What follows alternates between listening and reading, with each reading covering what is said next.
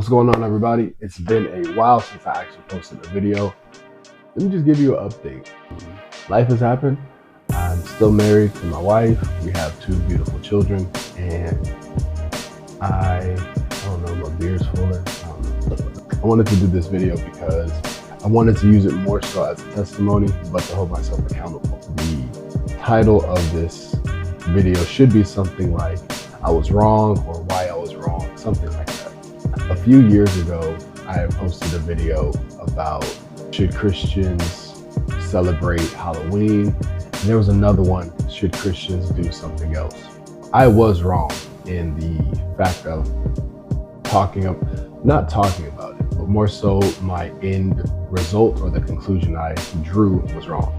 I did not do enough thorough research. I did not cross-reference certain things. I did not fact check a couple things here and there.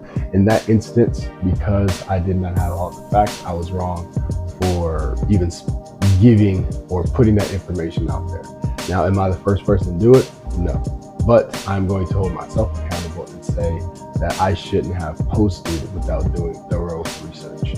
The reason for that is when I go to James chapter 3, the very first verse reads, "Let not many of you become teachers, my brethren, knowing that as such we will incur a stricter judgment." What does that mean? Meaning that if you are in a position of teaching, when you are putting out certain information for the body or for others who might be interested, you are held to a different standard. I truly believe that my spiritual gift is teaching. So in that instance, I am held to a stricter standard than others. I need to correct myself before I get corrected. I do just want to do a little backstory on how I even got to that video. And it all started around the time I started this YouTube channel. In 2018, I had a friend of mine who pretty much challenged me on my faith. I was very accustomed to going to church, maybe doing a fellowship or Bible study here and there, but more so it was talking on just how does this text make you feel type thing. It was very surface level. Nothing wrong with those things until you get challenged on your faith, or questioned, I should say. My friend, he asked me one simple question, and I answered it with a very routine, churchified answer, and he essentially just ripped me to shreds. He pulled up verses from the Bible, and he's a fellow believer, so he was pulling up verses from the Bible, and just, man, he beat me up pretty bad. Then a little while later, I tried to get more information, going online, looking up certain things, and I thought, okay, I'm on the right path. Well, then another friend of mine who I see once a week easily, he said, "Hey, XYZ," he asked me a question, and then I gave what I thought was this ain't a churchy answer, this is a I've studied answer. And once again, he ripped me to shreds about it. Now I'm in this space of, hey man, everything I've ever believed felt like a lie, or felt like it wasn't true, or that I've been misled, just whatever. But for me, the big thing that kept coming into my mind was the church lied to me. I wasn't properly trained. I wasn't discipled. I was led astray. That took me to this place of having to completely put everything that I thought I knew on hold, and to open my mind to a different thought process.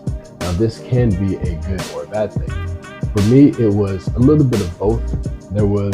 It was bad because I not 100% did it openly. There was some open rebellion in my spirit to where I felt like if it is counter to the church and I don't have an immediate answer, then I'm going to give this information more grace, or I'm gonna give it more the benefit of the doubt. Then it led me to certain things that even bled over into my personal life with my wife at the time, or at the time with my wife. Almost got me. So at the time with my wife, and that big thing that kept coming up was holidays. And holidays were pagan, and this and that, and it's pagan. And at the time, because some of the information on the surface appeared to be true, I leaned a little more that way. Fast forwarding to 2024, maybe early 2025, there were a few scholars, I'll say, online that definitely opened my eyes a little more. And again, my heart was in a more open place, just because at that time, year after year, I'm still learning and researching and trying to be more open-minded. Two people I will probably tag in this video or put their information in the bio, I don't know.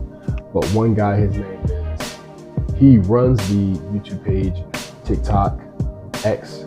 He goes under Inspiring Philosophy, but his real name is Mike Jones. Who? I'm sorry about that. But yes, Inspiring Philosophy was someone who definitely had me just see things a different way. And the reason he did was because he came with documentation. He came with research. He came with commentaries. He comes to you with a plethora of data, however you want to say it, to back up what he was speaking on. And there's another guy, his name is Wes Huff, and he's from Canada. And again, the same thing. And they present their arguments with research and paperwork and documentation, a paper trail. And so for me, it made me understand that in order for you to make a claim, you better back up what you're talking about. For me, initially, I was hearing these things and it felt as if these things had to be true because the church doesn't have an answer for it. Where does that leave me? Well, that left me going back and reviewing some of the videos I posted.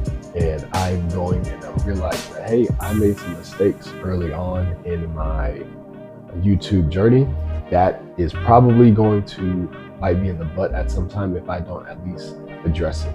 And whether it's me having to just say, hey, you know what, I'm acknowledging it here, deleting the videos so nobody can ever see them again. And I don't want, not because of shame or pride, simply because I don't want to be the reason, or I don't want to be held responsible for misleading somebody. That's something that is definitely not on my bingo card this year. I might keep them up, who knows, just to hold myself accountable. But I do feel that I at least have to address it here first, because this is where the offense took place. Now, with that being said, yes, I am owning up to my faults. The next thing I am going to do is just give some tips, little bit of experience on what you can do to avoid falling into these traps. The first thing I would always want to advise somebody to do is check your emotions.